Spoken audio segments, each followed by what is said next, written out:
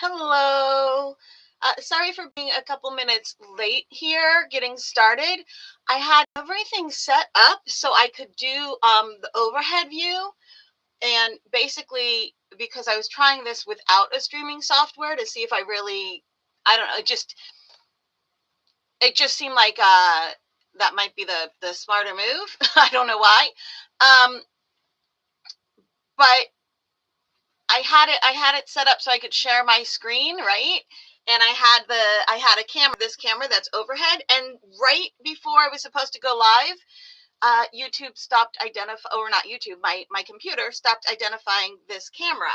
So I'm wondering if there's a way to there has to be a way to like stream my phone camera. I'm thinking. I don't know. Here we go. Ooh, look, I can find my phone right here. So I'm wondering if I open my phone screen on this other screen that I have over here. Let's see what happens.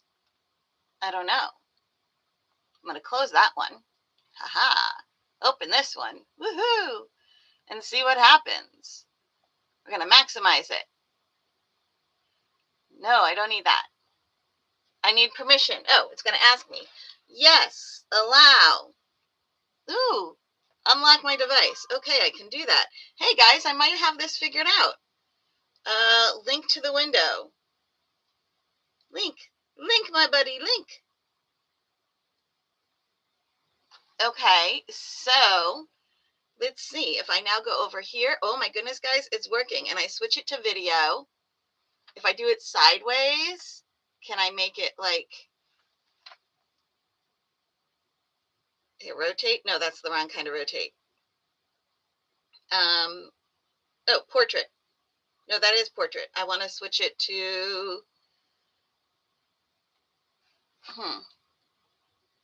I want to switch it. Haha. There's like, ooh, I think I got it. Haha, guys. So, sorry, you're learning with me here, okay? So what I've done, there, look at that. That's going to be perfect. So you guys are going to have to bear with me for just a moment longer, all right? And we are going to finally be able to do the overhead view of my hands. I just need to raise up my, oh my goodness, I've suddenly forgotten what this, it's not a tripod because, you know, it doesn't have 3 legs, but it's the camera holder, I guess. I don't want it in front of my face though, because that's kind of counterproductive if I want to have both screens, right? So we'll go like here, and I can always zoom out, right? Am I spinning this the wrong way? I think I'm spinning this the wrong way. Righty tighty, lefty loosey.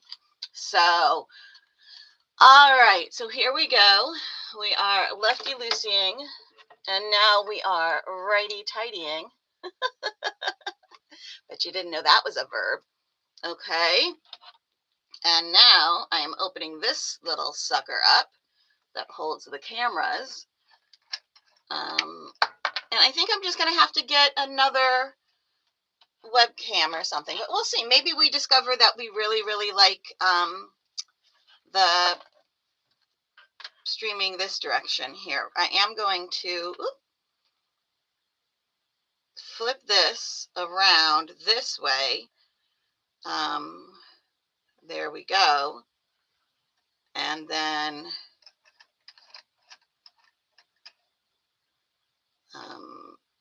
make it so that I can kind of control some things here. Hold on. Ah. Oh, I see. We do need to actually, I flipped it the wrong way there. So I am, haha, showing what I want to show. I know, guys, this is like, woohoo, isn't this interesting? You're not seeing the interesting things I'm seeing. I can share that screen and then you can see the interesting things I'm seeing here. Why don't we make this really nice and big? And we're going to share the screen. Yeah, there we go. Share screen. Entire screen. And it's going to be, or here, maybe we can do a window. This window. Share. Okay, look at that. Okay, so yeah, what I really need to do is get a, it looks like it could actually be a little lower. What I really need to do, guys, and I will, is get a, new, webcam. I'll see if I can figure out why this webcam why the webcam I had set up on here, like 30 seconds before we were supposed to go live, decided that it was no longer my friend. And if I can figure that out and get it to work, then awesomeness. But if not, I will get myself a new webcam, or, see what I can do so that I can actually have everything working. I have a light over there that I'm going to turn on and see if that helps. I might have to just redirect it a little bit. Whee! There we go. Haha. And awesome sauce, guys. Okay, so now I know that having that whole bit isn't the most, having everything over here on this side isn't the best thing ever for when we want to do overheads, but it's nice to have it for when we want to do overheads, right? So that we have now, and I'll get it figured out to work a little bit better later. So what we have for the next time, obviously. Whew, and so yeah, guys, this is just going to be fun and interesting, and oh my goodness, I don't know. I might just have to not have the overhead camera and do something different than what I had planned to do today, because I mean, literally, guys, at it wasn't 30 seconds before, but it was maybe a minute and a half before. Okay, I had everything set up, and then it was just like, never mind. No, we won't. We won't do this after all. Which, of course, is not the happiest thing in the world. And I do have somebody here, so if I don't get this going ASAP, if I don't get this to work again ASAP, then I will move back to, there we go. I will move back to doing, hey, it's right side up. Beautiful. To doing something that doesn't require the overhead camera. That's what I'm trying to say. Too many things at once. Okay, so now I do have the overhead camera again. All right, so let's make sure. Oh, if I hit actually start, if I actually start the video, then maybe it won't close on me. Sorry, guys. This is makeshift because my webcam, like a minute and a half, my secondary webcam I was using for the overhead shot, like a minute and a half before we were supposed to start, just suddenly died. So we're making it work with the phone. And when I didn't start the recording on the phone, it timed out and shut off the video camera. So this is last minute, make it work. All right. So what I have is this basket of books. We're going to pull them out one at a time so that you can actually see them. Let me pull my chair over here so that I have some place to put this basket, so I can reach it without having to bend over. I really shouldn't have that photo there because I knock it off by bumping into the desk all the time. All right, so here is a done book. Why is and there we go. My camera had frozen there for a second. Okay, so, oh no, it's on quite the delay apparently. Here's a done book, and that is, now we're delaying. Lovely. I might have to switch over to something I can do right in front of you guys, because clearly my make it work situation here is not quite making it work. I have more done books. Let me move these off to the side. Let's see. More done books. And what's this one? Okay, this one does not look done. This is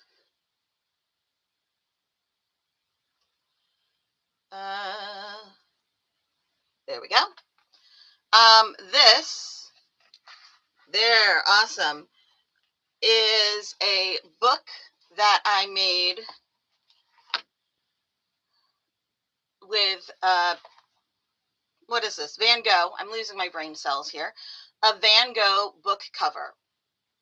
Okay, so I have this Van Gogh book cover, and I'm going to put this book in it. And to make the Van Gogh book cover, I actually just cut out 3 pieces of, this is bookboard inside of here. So I cut out 3 pieces of bookboard, so 1, 2, and 3, right? And then I covered it with just like printer paper, okay? So that that kind of gives it the seams in between. So I glued those 3 pieces of bookboard onto the printer paper with a little bit of space between them. You can see it really well on the inside here. So you can see how I have that little bit of space here and here. So there's 1 piece, 2 pieces, 3 pieces. And I just wrapped regular computer paper around it, all right? And then all of this is washi tape. So here is one really big piece of washi tape. And then I wrapped another piece around the edges. I think I wrapped 1 piece around the top and the bottom first. And then this big piece across the middle, a kind of medium-sized piece of washi tape here, another medium size here that didn't quite match up with the seam, so I added 1 more right down there. All right. And so then I put this smaller piece around here just because it made a really pretty little seam between them. And I had this piece that I really liked that I put down the spine as well. Once I did all of that and everything was wrapped over the edges, I put this cover on it on the inside cover. And what this is actually packing paper. And I crumpled it up and then uncrumpled it and then crumpled it and then uncrumpled it several times. And then I ironed it flat. And then all I did was glued it onto, a piece of, I don't think I used just plain printer paper. I'm pretty sure I used like a piece of sketch paper, something a little bit heavier than printer paper, right? I glued it onto that, and when it was dry, gave it a really good iron, and it makes this really nice decorative paper look where you're never going, well, you might get your packing paper completely and totally flat. You can iron paper. So if you take the packing paper out of whatever it was packaging and you iron it with no steam, you might get it completely flat without any wrinkles in it. And then you could use it like that. But if there's like 1 random wrinkle going across or whatever, it looks like a mistake. But when you crumple and uncrumple and crumple and uncrumple and do this, it gives it this really intriguing texture. And now the wrinkles don't look like mistakes, right? So I did that, and obviously I had used 2 pieces here, but this is all going to get covered up when I put the book together, so that was fine. If I had 1 piece that would go all the way across, I could do that too. I think actually, now that I'm thinking about it, I think the reason I did it this way is because I glued the one on and got the folding really nicely, and then I glued the other one and got the folding really nicely, and by doing it that way, I could make sure that if I didn't get them glued on perfectly, when I was doing the folding, it was really well secured here on the edges, so that any movement that happened when you're getting your folding nice, when the glue is still a tiny bit wet. Oh, it looks like actually I did 3. First I did the inside piece. This was a little while ago. So first I glued on this inside, the spine piece, okay? Then, and I let that dry. Then I glued on the side pieces and secured them really well here with binder clips. And I got the folds in it really nicely so that it would fold well. And when I was doing that, since it was clipped on really well here, sometimes when you're getting that fold in, what happens is your page slips a little bit, because you see how I had pressed it into here, but I haven't gotten it to an exact science. So when I press it into here, things move around, obviously, because you have that little bit of space that's going down and then across and then up and the back across again and everything. So by doing it this way, where the spine, I covered the inside of the spine with one piece and then did the sides as two separate pieces. By doing it that way, when the page slips to go into all of the crevices here, it's slipping underneath the spine, which is going to be covered up by all the pages. So that's why I did it that way. And then when it was drying, I actually used a binder clip right here and left it that way for several days to help keep it from doing this warping thing, which it still did a little bit, but not horribly. Okay, so now that I did that, I have all of these pages. And all of these stacks of pages, they're each called a signature. All right, so it's a bunch of, this is actually sketch paper, so it's a little thicker than uh, printer paper, copy paper, right? I believe this is 80-pound sketch paper. I have it in my notes. So this is sketch paper, and I have 4 signatures of sketch paper and then 1 signature of graph paper, because I know I like to have the graph paper also in my sketchbooks in case I'm planning something out. Sometimes it's nice to have it. And so, or if I want to take notes on something, I might not want to take it on the sketch paper. If I want to try to figure out some proportions, it's nice to have the graph paper. So that's why I did all of that. All right, and then I have my, let's see, I have my,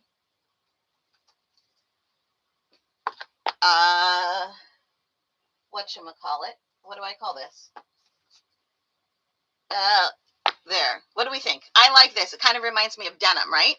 My waxed thread, which fancy pants waxed thread would be waxed linen. And I really should. If I'm going to make one that has like archival paper and everything like that, I would totally use waxed linen. This is not waxed linen. This is, I believe, polyester thread that's been waxed.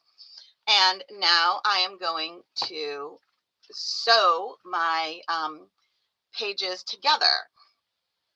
And I think what I'm going to do, I have to decide how I want to do these. So we can do ones that just, you know what? I think I'm going to do the just straight up lines through all of this, or maybe I could do a star here. I could do some star ones. Ooh, let's see. I could do this to this, and then this to this, and across that way. That might be kind of cool. What do you think? We have 1, 2, 3, 4, 5. So now here's a good time to use a graph paper kind of thing, right? So here, we can use this.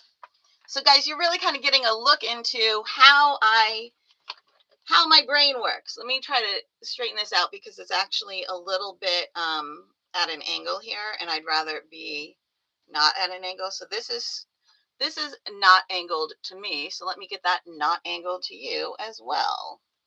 Oops. There. All right. So that is not angled now.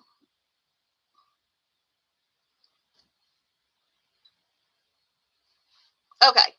So again, I know it's not the perfect situation, but a minute and a half before my live started, my overhead webcam went kaput on me. So this was a makeshift so we could still do the overhead, right?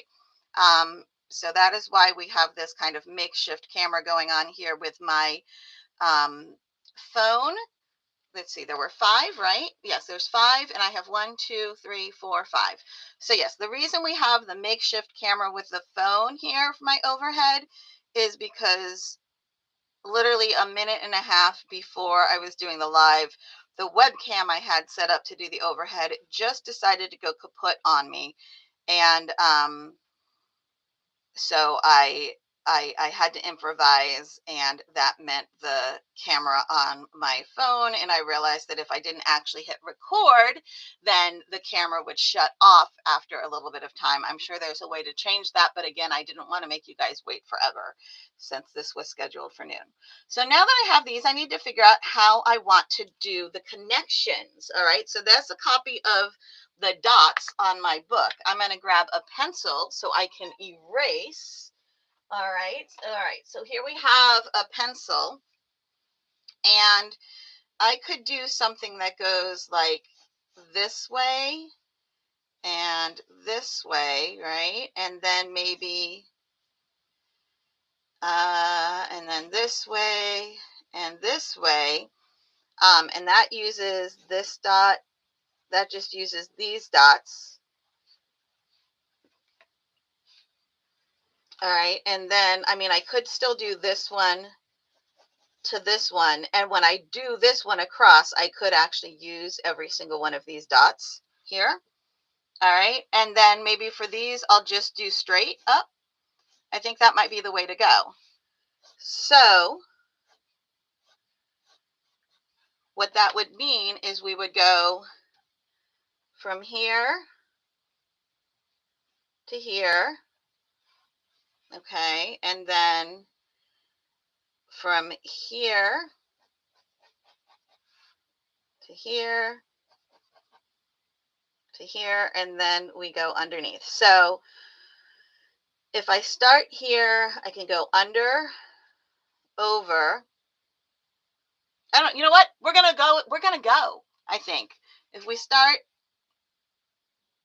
yeah, we're going to go under, over, and then under, over. So that's 1, that's 2, and then under, over, that's 3, under, over is 4. I don't know. You know what? Sometimes I'm better if I figure it out as I go. So we're going to figure it out as we go. When I'm really doing a bunch of these, oh my goodness, like I get it down before I even start. But it's been a couple months since I've bound a book, right? Like I made all of these en masse, I think over the summer. So, and then I finished a bunch of them, and now it's just been a while. All right, so now let's get some scissors. Sorry, that was me looking for scissors here. I have this now, and now I need to find, see, this is what happens when I clean. Everything has a place, but I'm not sure where my place for my, oh, there we go, right next to me. I was going to say, normally my place for my needles is right up here. I must have been using it, and I picked it up and moved it and put it down next to myself, and then I couldn't find it. All right, so here I have a really great needle for bookbinding because it's thick enough for me to like use it without breaking it, and it's got a really sharp point, okay? And I may find that I have to get up for a moment, guys, to grab some pliers because it looks like I did not bring my pliers over here, guys. So I might have to get up and grab some pliers because those are kind of important. Let me just I see them just a little bit out of the way here. All right, grabbing the pliers. And coming back, here we go. Here's some pliers. I do have the pliers that have the padding on them, right? And those are even better. So, pliers with the padding would be even better. We're going to start off, I think, from the last page here. So you want to make sure, of course, that I am right side up, which I'm not. There we go. I want to make sure I'm right side up. This is the front of the book. This is the back of the book. And that's the way the pages are. So I'm going to start off in the last signature. And I'm going to going to thread through here and then through the book And yep, there we go. And we're leaving a tail here.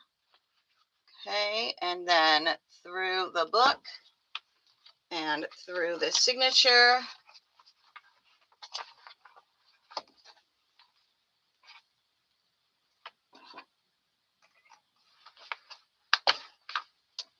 There we go.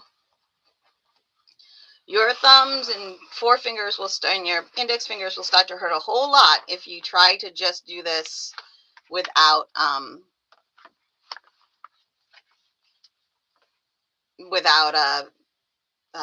pliers. All right, so I'm wrapping this around. I think I'm going to do where I wrap it twice. So here, we'll start that over again. I'm going to use the short piece, okay, is going to start away from me, and I'm going to wrap it around twice. 1, 2, and give it a pull. And then I'm going to do the same thing, okay, short piece away from me. Only this time I'm only going to wrap it once. Give it 1 wrap and give it a pull. Okay, and then because I'm going to be going, here we will go, you know what I'm going to do is this. I'm going to now pull it kind of up here. Woo, there. Okay, so now I'm going to go down through this again, only I'm going to not go through, I'm going to go through the signature, but not through the cover. Okay, through the signature, not through the cover.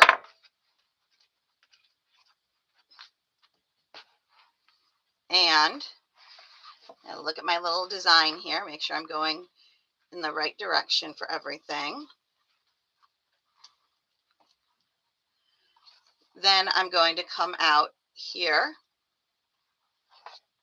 Okay, here we go.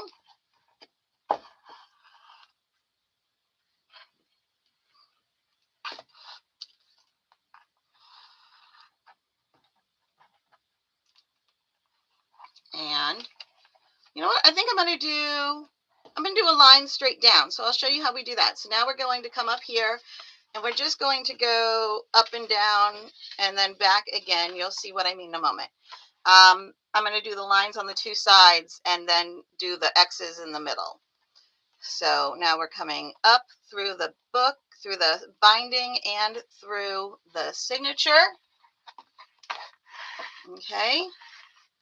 I'm changing my design a little bit because I like the way that it looks, giving it a line across, and you'll see what I mean in a moment. And then back down through the signature and through the cover.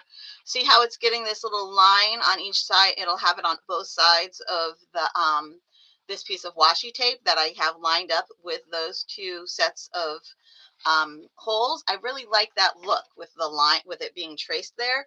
So I'm going to trace that and then put the fun little X's on the inside. And maybe I'll do the top and bottom as 2 small X's and then the inside as 1 big X through the middle. And I think that will look really cool. So I kind of changed my mind as to what the design was going to be as I went. Nope.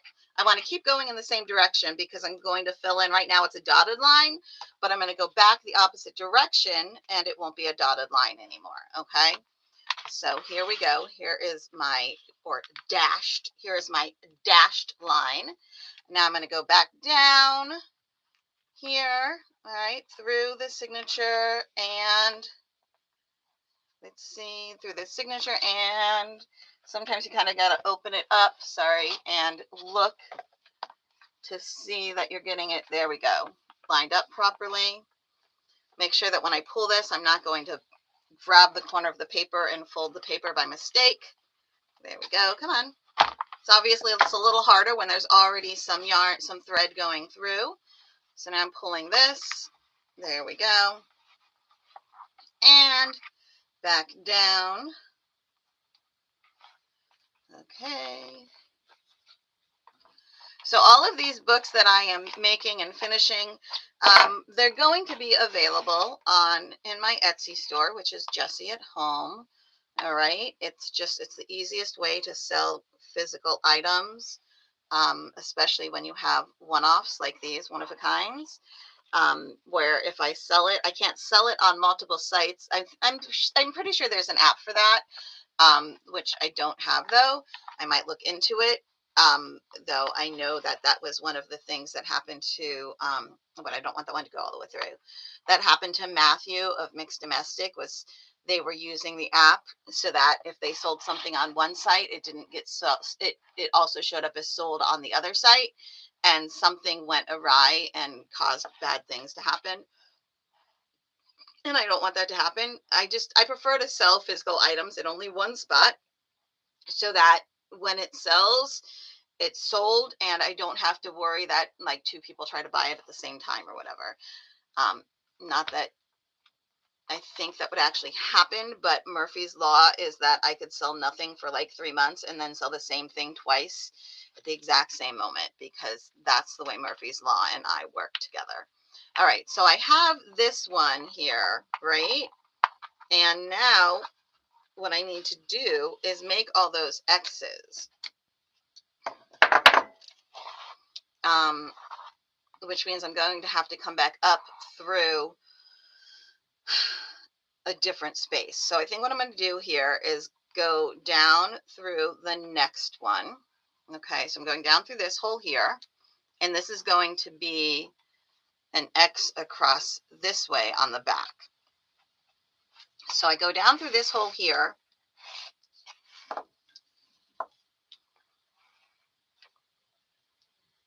and then we will come up. In order to get this X, it goes back through this way, and this is where now I need to add this signature. Okay, so if your signatures are numbered, this would have been number 5. This is signature number 2. So I have my little stack here of signatures. This was 1, 2, 3, 4, and that was 5. So this is signature number 2. And I'm just going to lie them like this so I know I took one out. Obviously, my signatures 1 through 4 are the same, and but just so you can see, in case you have different signatures, that, and it's important the direction they go, the number they go, whatever. You want to make sure that you've taken care of that and you put them in the right order. So this was signature number 2. Here we go. And coming out through there. Woohoo! All right, and now I'm going back down through my signature, and this is the coordinating hole on the cover. And I'm actually using the table here to push my needle. All right, so I've got that. Make sure everything was looking kosher over there. It's all pretty. And now I want to complete this X. So to complete the X, I need to go this way. And this will be signature number 4, right? So 1, 2 is in here already, 3, and this is signature number 4. And obviously signature number 4, we're at the bottom, right? Nope, we're at the top. We're at the top. Again, if your top and bottom matter, what I would do is I would write a little T up here and a little T somewhere on here, you know, in pencil that you can erase if you need to or whatever. Do something so you can tell the difference between your top and bottom. I'm looking at this and thinking maybe my lining up, my lining up of these were a little bit off. So this way they're all going to end at the same spot. And I think actually I put in the previous one on upside down because I didn't realize that there was a top and bottom. So what I'm going to do is fix that right now so that, let's see. Oh no, it's fine. Sorry, it is fine. Once I pull it tight, it looks pretty good. All right. See, that always matters. Once you pull it tight, it stays better. But it looks like I have a tiny bit of difference in how far away the first hole is from one end, from one side and the other possibly. So I want to make sure when I put this in, it is lined up well. and looks pretty. Okay, so my crossover here and through here. Come on. Get in there. There we go. Okay. Yeah. This way. All right. And now I'm going to go down and down. Is that going to be okay? Oop, no. First of all, that was the wrong spot. And second of all, yeah, that will work. That's great. Okay, so we're doing that. Pull it.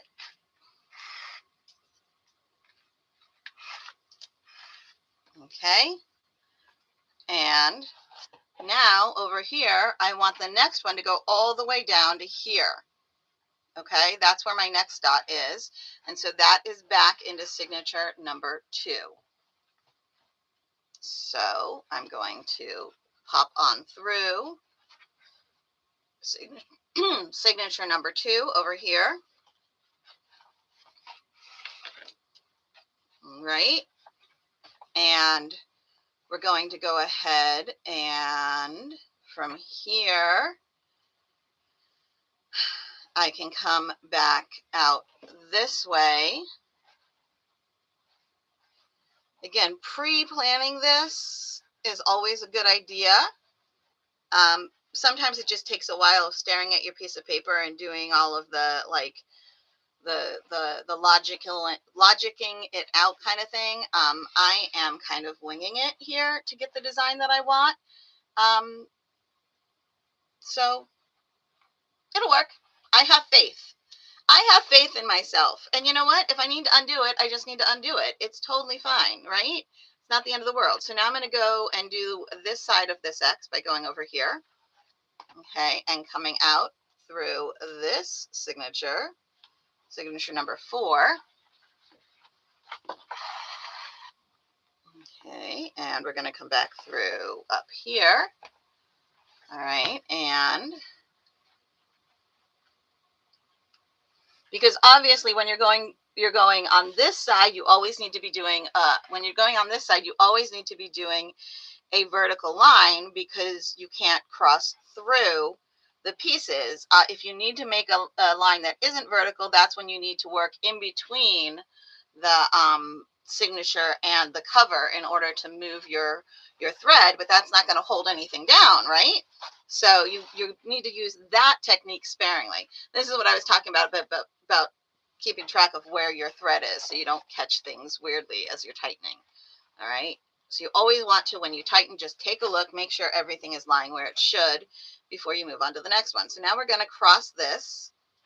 Okay, so I'm going back through this hole, which goes back through signature number 2 here. Where's my, there we go, signature number 2. And when it's difficult, rather than trying to yank it with your fingers, which may seem like okay at this moment, it will start to hurt your fingers a lot later. So, you know, save your fingers. Now I'm going to come all the way up to here so I can cross over this one. All right, so I'm coming all the way, up to here. You know what? Maybe I'm actually going to do this cross. No, I'm going to go all the way up to, yeah, I'm going to go all the way up to here. Okay, and do this crossover. Sorry, that was loud.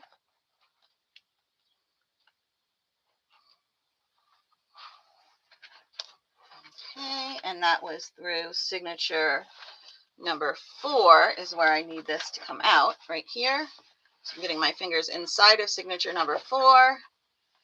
And if I can't see it, which it's not behaving, I'm going to open up in between 4 and 5. Okay, so I opened up between 4 and 5, and I'm sliding in here. There we go. So by opening up between 4 and 5, I was able to see where that hole was on 4.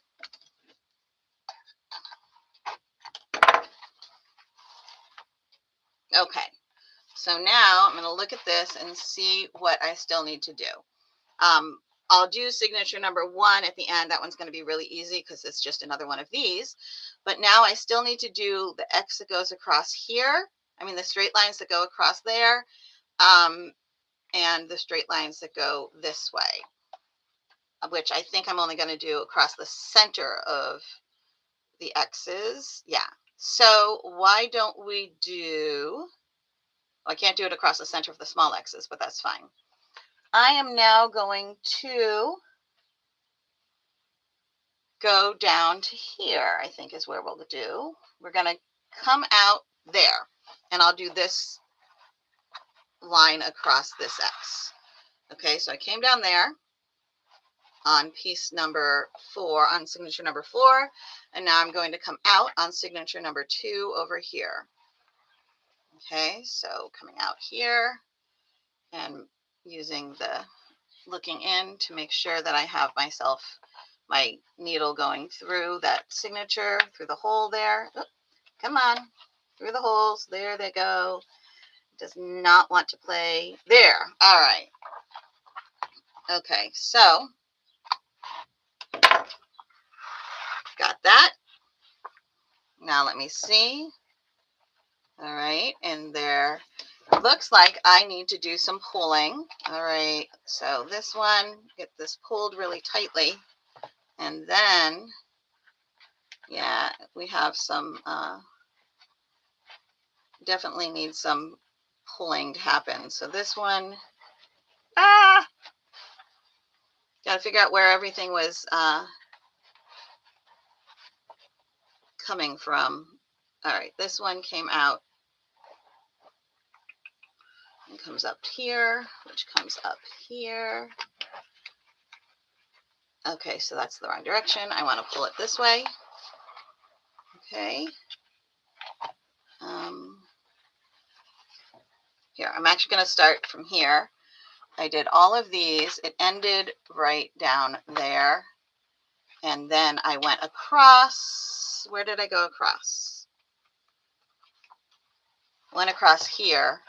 So this one gets pulled and it came up to here, which goes up to here. So then this one, there we go, gets pulled, which went down to here and then came up here. There we go. This one gets pulled, which then I believe pulls, let's see, from here. I went down to here. No, I didn't. Where'd I go? All right, when I came out here, oh, I went from there to there, right? Yeah, sometimes we get lost. I am lost. Okay. So from here, I went, what is this attached to? It attaches to this one, which then goes down to here. That does not make sense. Grr. Okay, that was this, which is attached to this. What is that one attached to? Oh, this one. Okay, there we go. I'm losing my mind, guys. Totally, completely mind mushy. Mushy, mushy, mushy brain. There to there, and then from there to here, I think.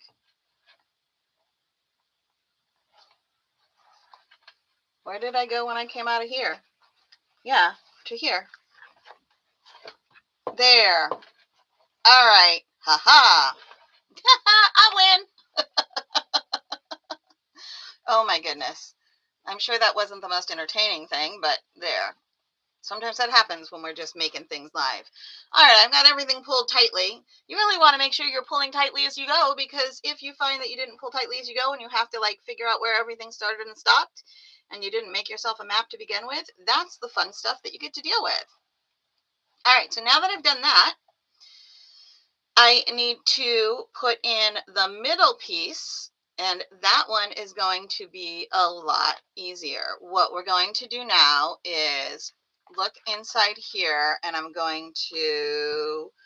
I am just going to come back through. You see how I came up on this side, on one side of this piece right here? Comes up and down here to here. It runs this full length. It's a long piece. So now I'm just going to go around that, like there, and come out inside my book. Okay. So that it's kind of a pain here. Maybe if I come out from this direction, which is the direction I need to come out anyway, I might have a little bit more luck. Making sure you're catching the thread on the opposite side that you were on in the first place, or else it won't hold your new piece in. And now I'm going to kind of push this through and use my pliers to get this needle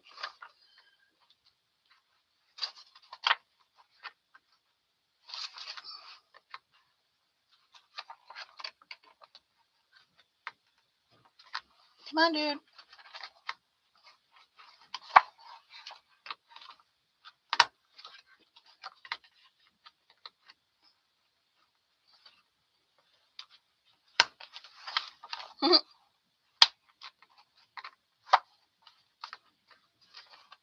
I keep going. I keep catching and sewing into the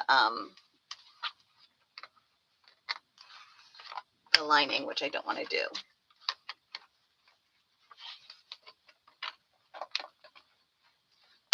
No sewing into the lining, dude. It's being very difficult on me. Here we go. I think I got it. There we go. Not sewn into the lining. All right. Okay. Woohoo! So, haha. All right, now I'm on the inside of that, and I just want to come back and be, here is where I actually want my needle to be. It's a little easier now that I'm not sewing through other parts. There. All right. So now I have my needle on the inside of my book. That was a big old pain in the patootie. But we did it. All right. And we are going to now do the up, down, through the middle signature. So I'm coming up. Do I want to? Yeah, we're going to start and yeah, we'll start here. Again, see how I've caught that? If I were to yank on that and it was only on like 1 or 2 pages, I could put some creases in the pages. So you want to make sure, oopsie, you're paying attention to that so you don't accidentally damage your book before it is sold. Now I'm going to come out through the bottom of signature number 3, and I need to actually put in the bottom of signature number 3. So here we have 1 and 3. All right, make sure things are, see if there's a little bit of a difference. There is. It's a little better this way. Okay, open up signature number 3, run my needle through it.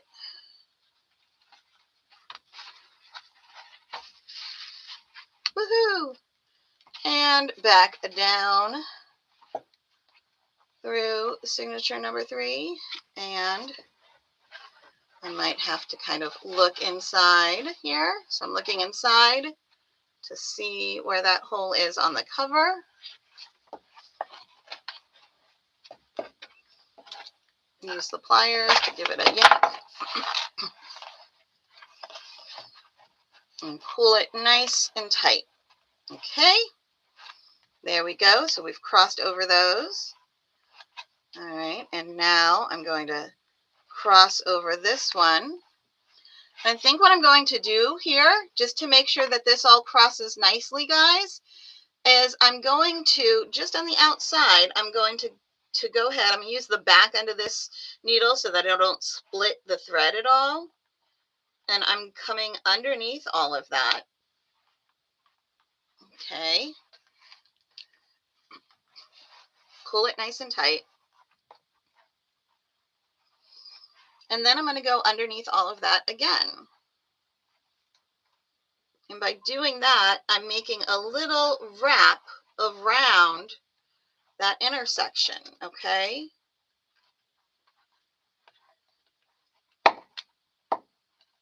There. Remember not to like push on the end with your finger. I'm pushing on the end of the needle with my fingernail because that is the pointy end. If you have a thimble, you could use that too. All right, so here we go. And I'm constantly pulling on the, I'm constantly pulling to keep it nice and tight. And it looks like I missed, no, I didn't. Okay, I thought maybe I missed one of those pieces, but I did not. So just make sure you're pulling really tightly. There we go. Now I've got that little wrap around right here, and I'm going to go through my cover and then take a look inside to make sure that I can find the holes in signature number 3. Come on, dude. Oops. Through the cover and then through the holes in signature number 3. There we go. There, see, and that, making that little knot, it keeps things nice and tight, and it keeps that little X, which in embroidery, that would be called a smeared knot. All right, and now I went through here, so now I'm going to come back. I went down through here. I'm going to come back up through here because it has to be vertical if I want to actually catch my signature. And look at that. It went straight through everything so nicely. It was all lined up pretty. That's like, you know, in a perfect world situations here. Okay, now I'm going to go back down through here, and now you can make a decision. Do you want to cross over all of this on the inside of the book or not? I think I do. So I'm going to go ahead and come up, go down through right here, which should go through that signature, but sometimes they'd like to be a pain. And this would be one of those times where it's not quite, there we go, catching the signature. There we go. So again, I'm using the table to push things through. All right, and then I'm going to go all the way down through here, but I'm not going through the cover. Now, sometimes you saw what I did last time, and that was a real pain. So what I'm actually going to do this time is I'm going to go through the cover. All right, I said not to, I know, but I'm going to. I'm going to push this through the cover and show you a way that's kind of a little easier. Push it through the cover. I pull it out. Then I'm going to go back down through the cover because it's easier to get it back out through the cover. You'll see what I mean here in a moment. I'm pushing the needle through the cover, and what I'm doing is I'm pushing the signature to the side. So when I come out through the cover, I'm coming up to the side of the signature. This will get my thread back inside, okay? It's inside between the cover and the signatures. Everything looks pretty on this side. Everything looks pretty on the other side. You could have done those crossovers on these two pieces as well. I wasn't worried so much because I didn't have a piece that went across this way, and so it just kind of still worked. Because this one was longer, I wanted to do that crossover. Of course, you didn't have to if you didn't want to. This is also if you want to make something where you wrap your thread around, you wrap a strap or something around and attach it to a button to hold your book closed, or if you want to put a button on here just for decoration, this is a great place to do All right, so now I'm out here in the middle of everything, and it's time to attach the very last signature. So what I'm going to do is simply slide my needle underneath this signature. Okay, so what I've done here, okay, I need my needle to go onto the other side of this signature in between these two spots here. So I'm just sliding it next to it and then just kind of sliding, like angling it. And that's a really good way to do that because, of course, my needle is straight. If you used a curved needle, a lot of times some of these stitches we're doing would be a lot easier with a curved needle. All right, just so y'all know. Now, all that's left is signature number 1. All right, so I'm opening this up. Here is signature number 1. And just like before, I'm just going to take a look at it and see, because it looks like the first hole is a little bit different on both ends. It's a little closer to one end than the other. And I'm trying to decide, I think this is the proper way to go. Again, if I had marked the top and everything, you know, you could do 1T, 2T, so you have everything marked and you wouldn't have to worry about that so much. Do it lightly with a pencil and it'll erase nicely. Well, depending on what you're using for your pages. In this case, it definitely would have worked. So now I want to let's see. Yes, I'm going to come up here. Obviously, I came out on this hole, but on signature number 2. Now I'm coming back up through the same hole on signature number 1. It's not going to line up properly, but that's okay because everything we're about to do will make it line up. All right, so we came out through that hole, that second from the bottom hole on signature number 1, and now we're going back down through the bottom hole of signature number 1 and the bottom hole of the cover that matches up with signature number 1. Cool. All right, and I do have the chat open if anybody, oh, Monica said hello. Hello, Monica. I'm making my Van Gogh book. All right, and now I'm going down. Now we're just doing that same thing we did at the beginning where we're going to make a dotted line and then turn and make the dotted line back, and that will close up this line. And that will be the end of the cover on this book. So I'm going down through the second hole here on the cover and then through the second hole on signature number 1. Oop, caught my wire there. All right. And again, guys, sorry that we are using the phone camera like a minute and a half before I started this video. My webcam camera that I was using for the overhead died. So this was a quick fix, and I have to actually be recording on the phone in order for the camera not to turn off after like a minute or whatever. All right, so now that I came up through this second hole on my first signature, I'm going to go back down through the third hole. And as I do that, I want to go through the same hole on the cover, flip, and pull through. And again, use your pliers as opposed to making your hands hurt, because even if you think it's fine now, trust me, tomorrow morning your fingers will be so sore. You'll be like, what did I do? So use those pliers, man. We're just going up and down in a dashed line.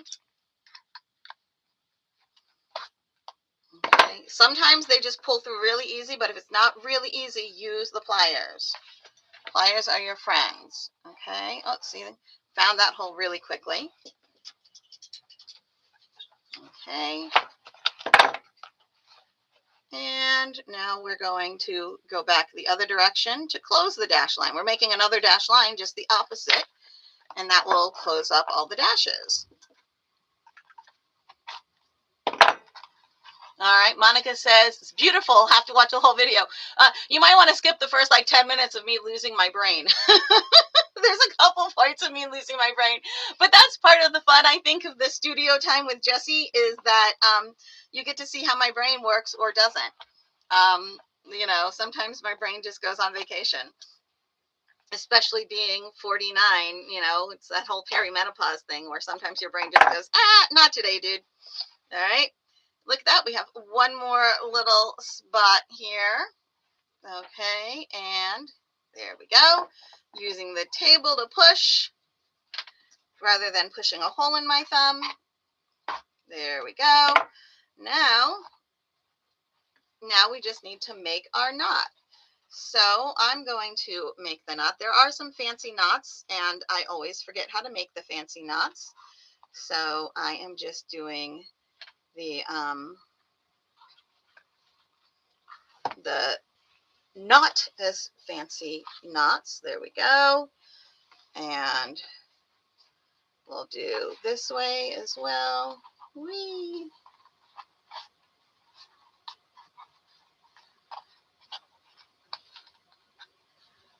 Okay. There we go. And then where my scissors are hiding on me. It's okay to leave a little bit of an end, guys. It's totally fine. Go ahead and do it. Life goes on. It's a handbound book. All right. Some people will kind of pull it to the inside and then hide that end. I don't really worry so much about it. Okay, so now we have this Van Gogh book. And we have this pretty little binding that reminds me of denim, right? Doesn't it? It's like your denim pants, your jeans. All right, so I love this binding. I think that's really cool. And it's all washi tape. All right, and with this fun little crinkled packing paper for the covers. You can't see the little seams that are hiding underneath the covers, hiding underneath the signatures. And then I have 4 signatures of sketch paper. I think it's 80 pound. Like I said, it's in my notes. And then, oops, I didn't cut the end from the first end of, I tied the knot, but I did not clip the end at the start of all of this. Okay. And then the last signature is graph paper. So this would be like an artist sketchbook journal. And there we go. It will end up on Etsy. So that's that one done. That was probably one of the more complicated ones. And let's see, this goes a little faster, but it's with the handmade paper, which is going to be a little bit more difficult. And then there's this one. And let's see, I pulled out the threads already for all of them. I think I decided the green for that and the gray for this. So why don't we do the green one? And we're going to see if I can remember off the top of my head how to do Coptic binding. Woohoo! Monica says, crafts are a good way to clear out your brain. Yes, exactly. So we're going to see if I can clear out my brain by remembering how to do the Coptic binding. There are 1, 2, 3, 4 signatures on this one. So I'm going to wrap it 4 times. I can't remember if that's the right math or not. 3, 4. I think it is. It might be twice as much as I need, but I don't want to not have enough because that's a pain in the patootie. All right. So now, la, la, la, la, la, la. I got to be careful, right? Don't want to sing something that's copyright. That would be a bummer. All right. So threading the needle and having a sip of the coffee because, you know, coffee is my friend. All right. So, yes, exactly. So,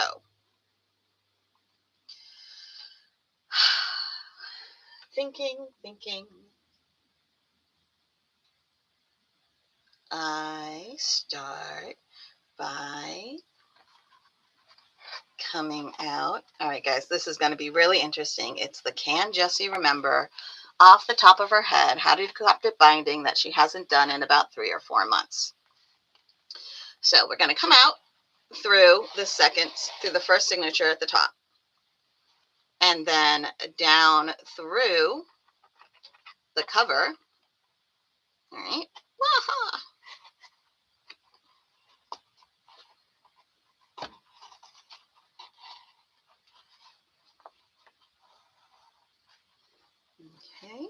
and then back through the top.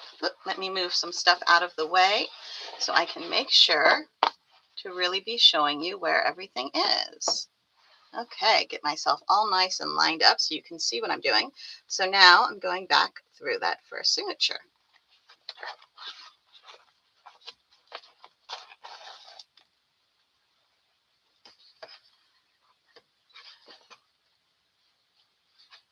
Okay, and this is where we now need to do a little tie. So we're going to do the same thing I did before.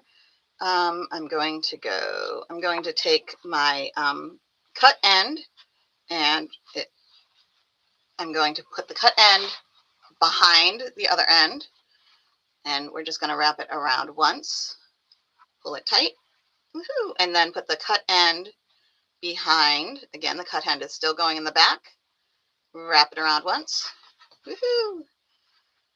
And now this is the direction I want to work in, so I'm fine if the working piece of thread had been facing the other way, I would have tied once more, again keeping the cut end on the back, so that my working thread would be angled towards the direction I want to sew in. Here we go. Now I'm going through just the signature. Okay, this is a Coptic binding, and it's really kind of fun. I like the Coptic binding. Usually start on the back cover. Honestly, I didn't even look to see which was the front and the back cover. This is the front cover because my writing here is right side up. So front cover. Usually you start on the back cover and end on the front cover, I believe, if I remember correctly, but maybe I'm wrong. But when it's done, it looks like you went down, down, down. You do actually go across, across, across when you're sewing. All right. So now I'm going to once again go through my cover. You notice the holes on my cover about a ½ inch out. They don't have to be that far. They can be closer if you want, or they can be farther away, or they can be staggered, or some sort of design, whatever floats your boat. Okay, so now I went through just the cover and pulled my yarn out on the opposite side of the pull my yarn back out in between the cover and the first signature, and now I'm going to go back through just the signature. Okay.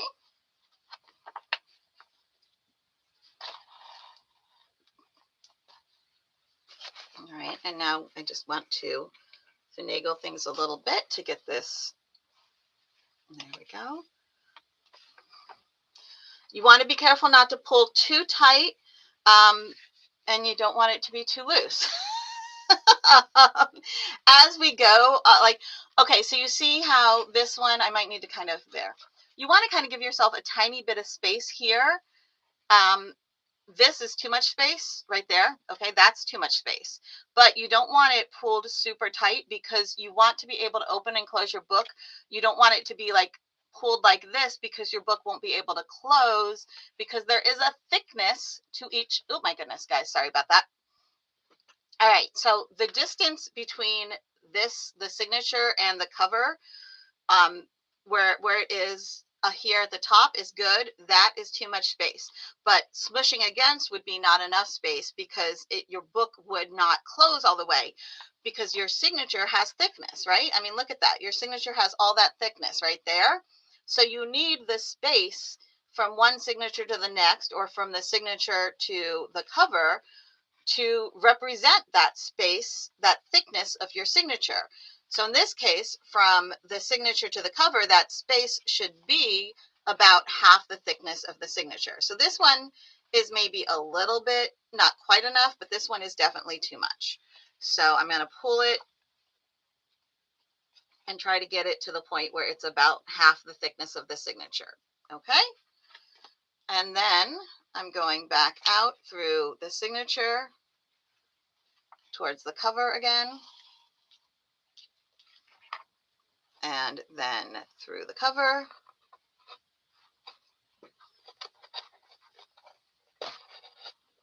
and around.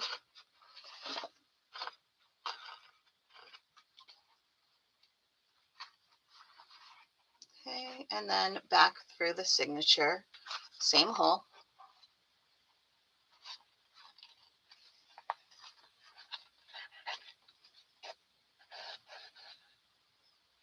Okay, and again, kind of try to get yourself a nice amount of distance, not too much, not too little. There we go. You want to find that Goldilocks zone. And we have 2 more through the signature, through the cover.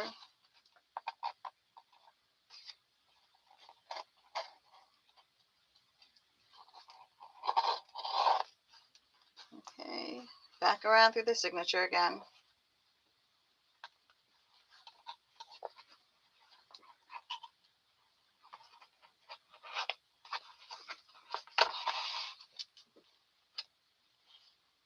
Okay, and then this last one is going to be a little different. So through the signature,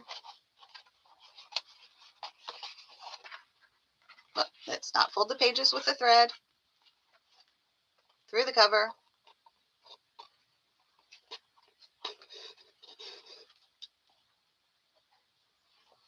and looks like I need to kind of tighten this one up a little bit. There we go.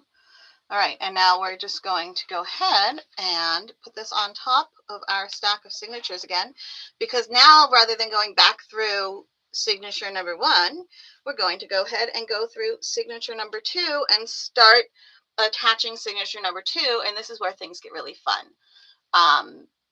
Monica had to switch devices. She left and came back. All right, so now I'm going to open up signature number 2, maybe. There we go. All right, and I'm going through the same hole of signature number 2 here. Okay.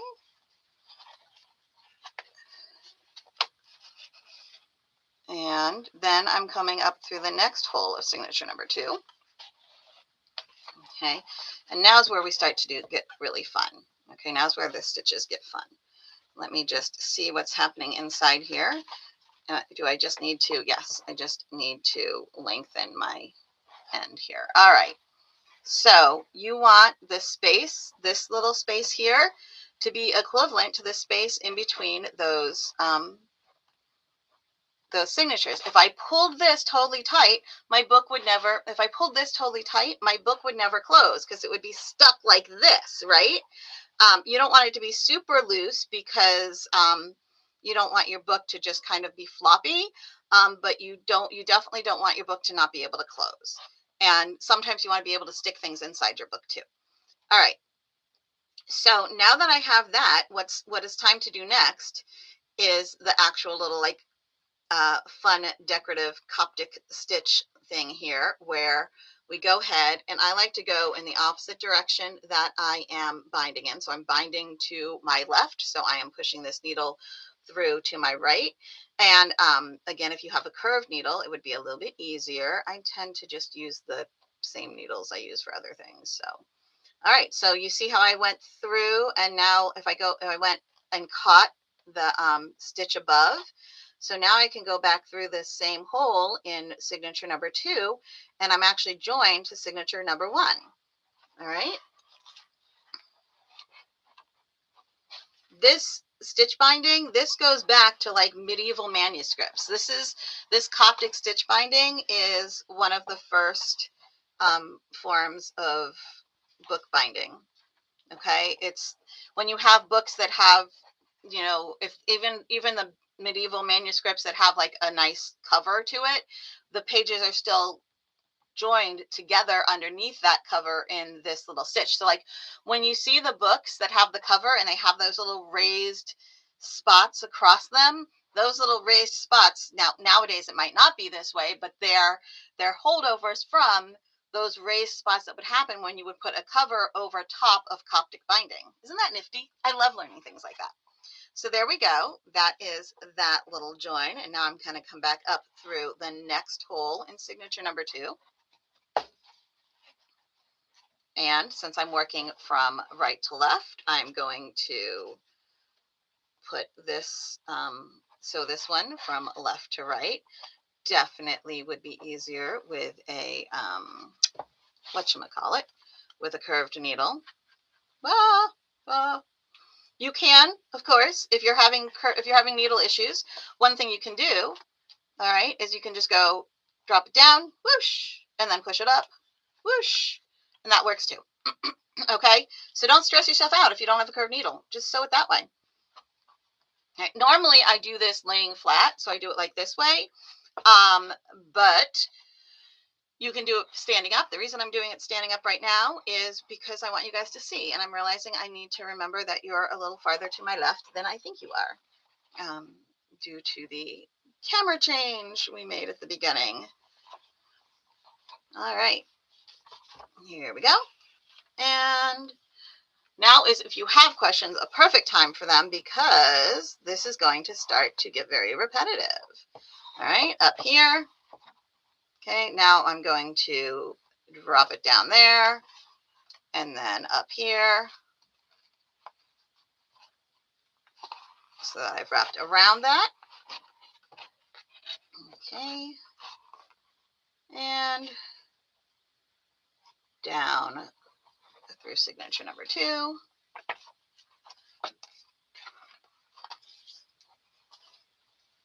There we go. And up through signature number 2. Okay, and down here. Obviously, the last step of this one is going to be a little different because it's time to add the next signature. Up here, and now I'm not going back down through signature number 2. Now I'm grabbing signature number 3 right there. And find the center. Yeah, this book has all sorts of fun pages in it.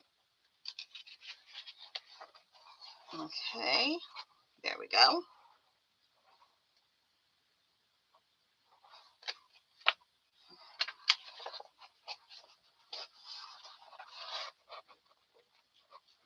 So there we are. You know what? I did not do, and I do prefer to do, but I missed it here. Again, like I said, it's been a couple months since I've done the Coptic binding. I actually want to go underneath there. I want to come out so that I've kind of I've caught underneath that that loop, so that it gives it a little bit more of a secure, almost knot here. Okay, so there we go. That's much better. Okay, love it. All right, now we're going to come up here. And in this case, I'm working from left to right. So I want to wrap from right to left. So I'm going to drop my needle through. Oh, okay, if you have a bent needle, you can just sew it around, but since I don't, I'm going to drop it down on the right side of that little cross and come back up on the left side of that stitch, and then go back down through signature number 3. All right. If you're putting your finger inside to hold the signature open a little bit so you can sew, just make sure you don't sew your finger, because, ow, you want to use pointed needles, so don't stab yourself. And again, I'm doing my best to keep the space between each signature with these stitches. I'm doing my best to keep those stitches the same length as the width of the signatures, so that the book will close. It's not totally loose, but if I pull it too tightly, then the book won't close, because it wants to, the knots will make it want to pull itself open. All right, so you have to find that Goldilocks zone. Okay, a little happy medium. Always loved the phrase happy medium, because I was a big I am still a big Madeline Dangle fan. She did the Night Before. Night Without Stars is James Howe, my favorite James Howe book. What were those with the Miss What's-It and Miss Who, and oh my goodness, and they made movies with not Renee Zellweger. Oh my goodness. Oh, my brain, perimenopause. It's killing me here. Oh, the Madeline, the Madeline D'Engle books. They're awesome. All right, I'll remember it eventually. Again, I'm going from left to right. So I want to drop my needle down on the right side of this knot. A Wrinkle in Time. Haha. And then come back up on the left side. Like they were just referenced in Stranger Things. All right. And then back down through signature number 3. So last weekend I went to Vogue Knitting Live in New York City on Sunday. I hadn't planned on going. Oh, it looks like I sewed through my thread, which I try not to, but I did. So now it's being a pain. And anyway, Vogue Knitting Live is always at the Marriott Marquis Hotel in Manhattan, which has a theater, right? And the theater is currently playing the Stranger Things musical. So that was fun because I got to like when I went, I was like, oh, I didn't realize that was what was playing at the Marriott Marquis right now. I mean, I know Stranger Things is on Broadway right now, but I hadn't realized it was at the Marriott Marquis until I got there, and I was like, oh, look, Stranger Things. And it's really cool. Like how they have the lobby and everything set up is cool. I should have checked it out, but we're kind of broke right now. But I really should have just gone down to like the little souvenir shop and bought some fun stuff for the kiddos. But like I said, we're really kind of broke right now. But yeah. Now a lot of times, guys, the souvenir shops for Broadway shows are it depends on where you go. At the Marriott Marquis, you can get to the souvenir shop pre-tickets. So you can buy the souvenirs without the tickets if you just want like a fun souvenir for something like Stranger Things, because you can be a Stranger Things fan. I mean, you can be a Stranger Things fan without having seen the musical, obviously. But there's plenty of people who are Stranger Things fans from the TV show, and the swag from the Stranger Things, souvenir shop at the Marriott Marquis would totally work as, TV show swag too. So yeah, I might next time I'm in Manhattan just pop in there, because the Marriott Marquis is right in Times Square, which is basically where the bus drops me off. It's just a couple blocks from Port Authority bus station. So which is where I get into the city when I take the bus in. So maybe I will next time. All right. So again, we're going to wrap around this one. So I'm going to wrap around. But this time, I'm not going through number 3. So now that I've wrapped around, I do want to, again, go underneath here to cross. There. And now we're going to attach signature number 4. So this one only has 4 signatures. Okay. So let's go ahead and attach signature number 4. Want to find the center of it. There we go. Oh, didn't quite get into the center. There we go. Center.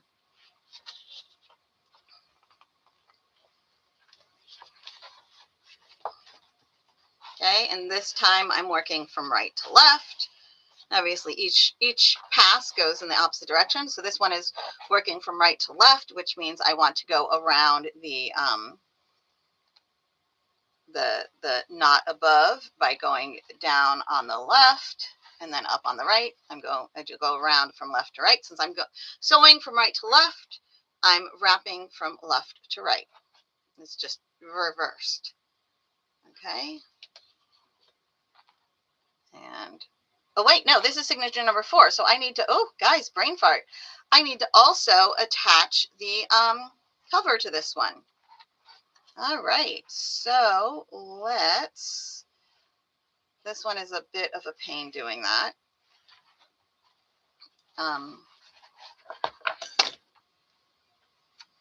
But we're going to do it. So I'm just kind of unstitching a little bit here.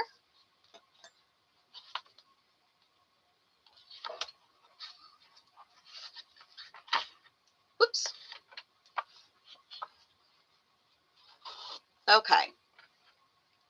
So now here's how you put the opposite cover on. I need some water. I hope I have enough. I might be a little short.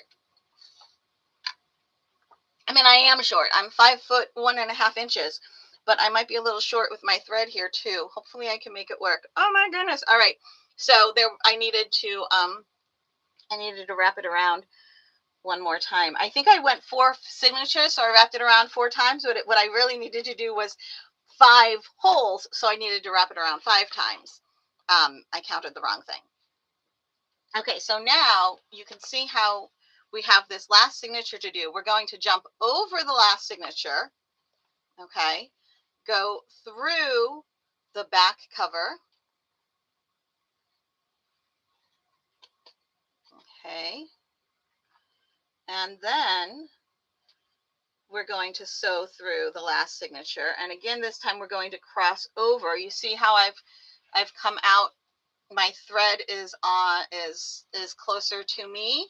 My working thread is closer to me than the thread that's wrapping across. So now I'm going to go wrap over that and go through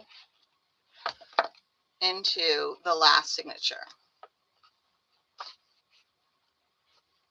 Okay, so we all know John, well, no, John Hancock, I don't remember if he signed it first or last. I don't know. I just know he signed it bigger. I was going to say John Hancock was the first person to sign it. I wonder who the last person was. But honestly, I don't know that we necessarily know the order. Probably, probably there are people who know the order in which the signatures happened. I always think, but John Hancock was the largest signature, not necessarily the first or last, just the largest. Well, he might have been the first or last. I don't remember that bit from history. All right, there we go. Got that pulled. Nice. Okay, and so now, once you're inside, you just go to the next hole. Okay, so that's easy to remember which one to do next. Okay, so now we have that. And this is definitely where I do like to be working flat so I can kind of be holding everything nicely. Now, since we are working here, I am working from, at this point, from my right to my left. I'm going to wrap around this knot from my left to my right. So I'm going to drop this needle down through here on the left side of that. I didn't quite get my fingers in the right place. On the left side of that, and then back up through the, back up on the right side. Okay, there we go. And now I want to make sure that I've crossed this. So going underneath there to cross that little loop. All right, there we go. And now I'm going through the cover.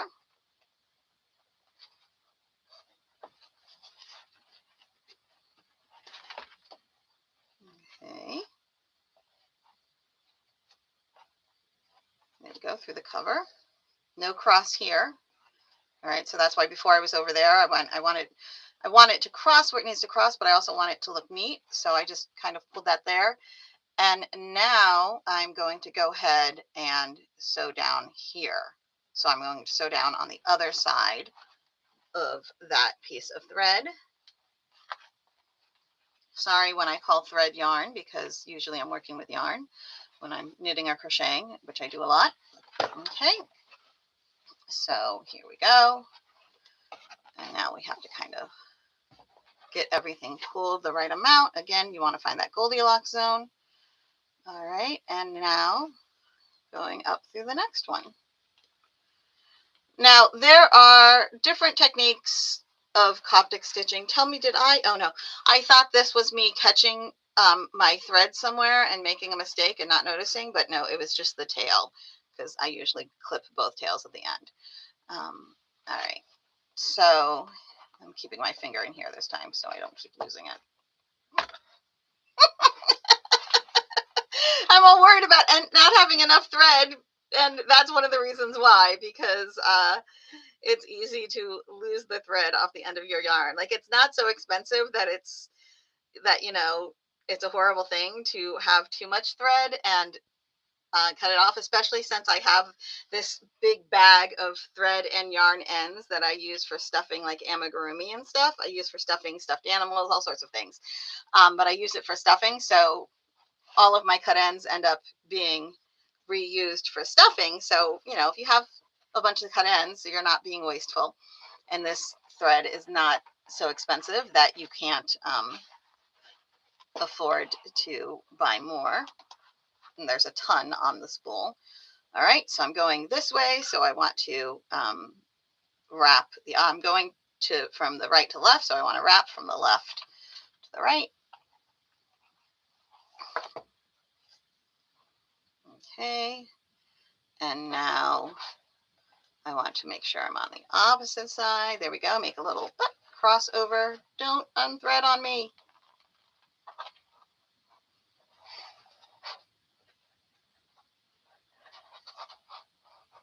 Okay. I think this one could probably be a little tighter. Let me take a look here.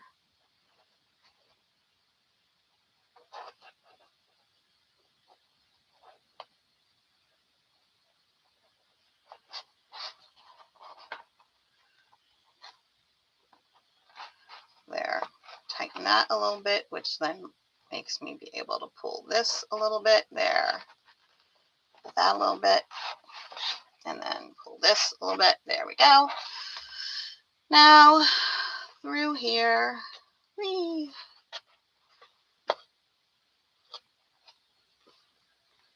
And then back through there. And then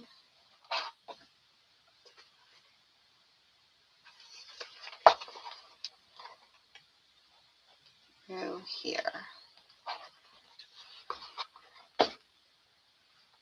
Don't unthread. Oh my gosh, this is going to be close, guys. Very, very close. Playing yarn chicken, playing thread chicken. Thread chicken. I do not like playing yarn chicken or thread chicken, to be perfectly honest. It's not fun.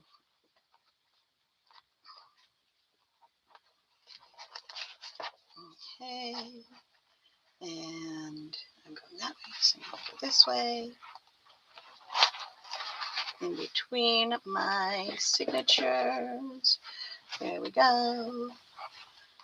Down there. And up here. Whee! Oh my gosh, guys, so close. I think I can do it. I think there's enough. I think there's enough. It's like I think I can. All right. I think there's enough. I think there's enough. All righty, here we go. And cover. And out. Okay. And over. Back through. Here we go. Okay, and back through the last hole.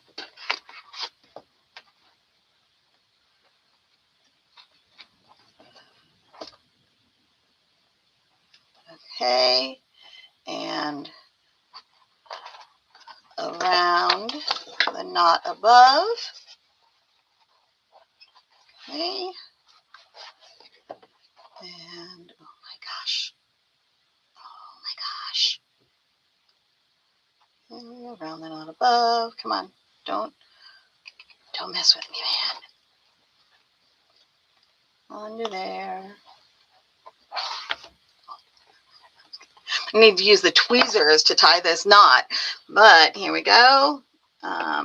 And through here. Okay, and now we're going to go through into here, and then this is where we do our knot. Ah! Okay. Come on, dude.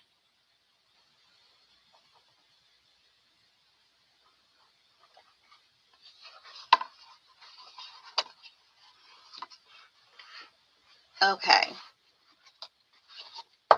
So there we go. Obviously, I need to tie that knot still, but we have our Coptic binding. And here is our cute little book. Look at that. Now, one of the things I love about the Coptic binding is you can really kind of lay your book flat. All right. See that? How I can lay the book flat because there's not a book cover on it. And you have that little bit of space between each signature. So you can kind of go this way if you're writing on this side. You can push it this way if you're writing on that side. All right, so there we go. I'm going to use tweezers to tie this knot. I'm sure I had some. Here we go. I was going to say, I know I have some right here. So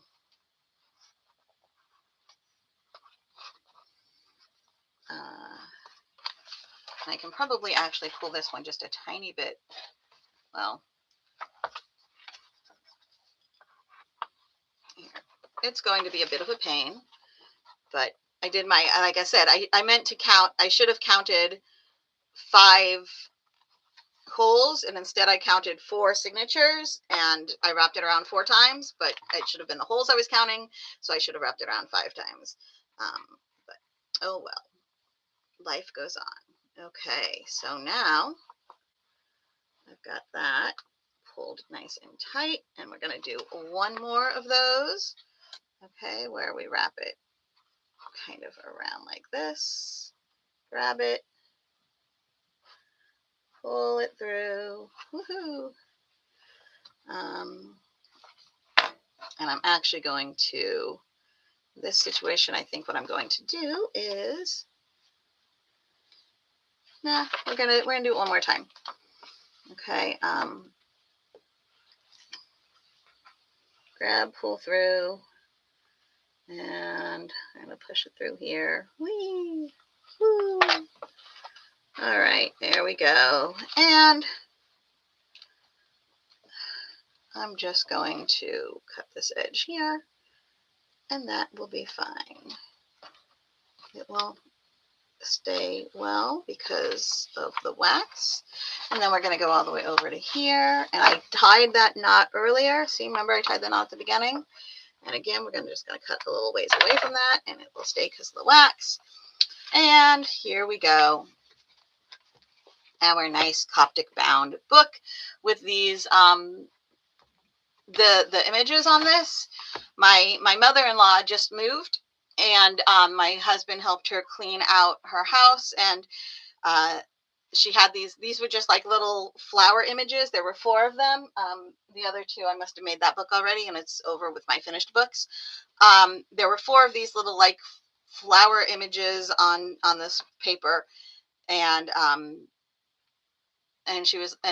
so my husband Doug kept them because he's like, oh, she didn't want them anymore. They were just like old postcards and stuff. And so a lot of those little things that she didn't want anymore and weren't really going to fetch any money from anywhere, Doug brought home in case I wanted to use them for something. I was like, these are perfect for book covers. Like, they're so pretty, right? So there we go. So look at that. We've made 2 books in like 2 hours, an hour and a half. We've finished off these 2 books in an hour and a half. I'm going to do Coptic binding on this one as well, but I think we're going to call it a day for now on this because I have to finish balancing out my 2025 books so I can get everything to my accountant. So, and one of the common question I get asked at this time of year from people who have their own businesses is, how do you do your taxes? And I will tell you, my answer is always CPA. That's how I do my taxes, CPA. The amount that I pay my CPA is significantly greater than the amount that she saves me due to the fact that I don't keep up with all the tax laws because I have other things I need to do. So she keeps up with everything, and yeah, and like, totally worth not having to spend the time or the stress or the keeping up with tax laws myself. I just do what she says. So if you were going to ask how I handle my taxes, that is how. CPAs are your friends. And I because I have my business, and if you have a home business, I recommend, or own your own business or whatever, get referrals from other people as to who to use. I would love to say that I will give you a referral. However, well, first of all, you want referrals from people who live in the same state as you, right? So that they can do your state tax, so that it's somebody who keeps up on the state taxes, unless it's somebody who happens to be used to working in various states. And you also, with mine, the reason why I'm not going to give you mine is that I don't know how many more years she has before she retires. So I would, once she retires, I'm going to have to find a new one. And then I'll probably do somebody who specializes in business. She does not specialize in business, but she is an amazing CPA, and also happens to be, she was my mother-in-law's college roommate, one of my mother-in-law's college roommates, and so like there's also the family connection, and like when we she lives on the island that we go and visit every summer, that we go out to every summer, and so we get to visit her and everything. She's also a family friend in addition to being an awesome CPA. But yeah, when we first started using her, I didn't have a business yet, and I loved her as a regular CPA, for just regular stuff. And then when I started the business, I talked to her about her comfort level with that, and she was good. So yeah, CPAs, they are your friends. And I'm constantly breaking my nails as I do things, which is why I don't bother doing anything fancy to them. All right, guys, I'm going to put these thread scraps in my giant bag. Oh, here, I'll show you. I'm not kidding when I say I have a big bag here. I'll pop over to this video. Oh no, where'd you go?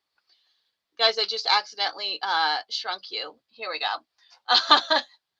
Do you feel shrunk? Stop sharing. Okay, so here is my giant bag of yarn and thread ends that I use for stuffing various things that need stuffing, or if I just need little scrappy pieces. Like if I wanted to make a yellow tassel, I might like pull some out of here. But yeah, so that is my scrappy bag, and I actually have the second one upstairs. It's a little smaller. That I use when I'm sewing, when I'm doing stuff upstairs in my living room. This is in the basement of my house. Okay, guys, I'm going to run away.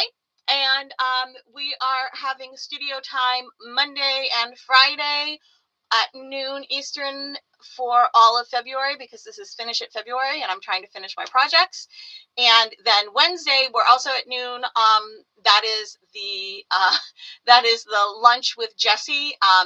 And so like the first half an hour or so will be my regular kind of lunch with Jessie stuff, which might be like tutorials or interviews or something. And then from there, we'll move on to like studio time stuff as well. All right. I will see you again. Today is Friday, so I will see you on Monday at noon Eastern. Monica says that my bag is way bigger than hers. Well, Monica, that's because I do this nonstop. All right. So thank you very much for tuning in, and I will see you all on Monday. Bye-bye. Where's my stop button? All right, guys. This is the first time I've gone live this way. Oh, here we go. There's a button that says end stream. It's the first time I've gone live through the streaming studio like this, and I couldn't find the end stream button. All right. Bye, guys.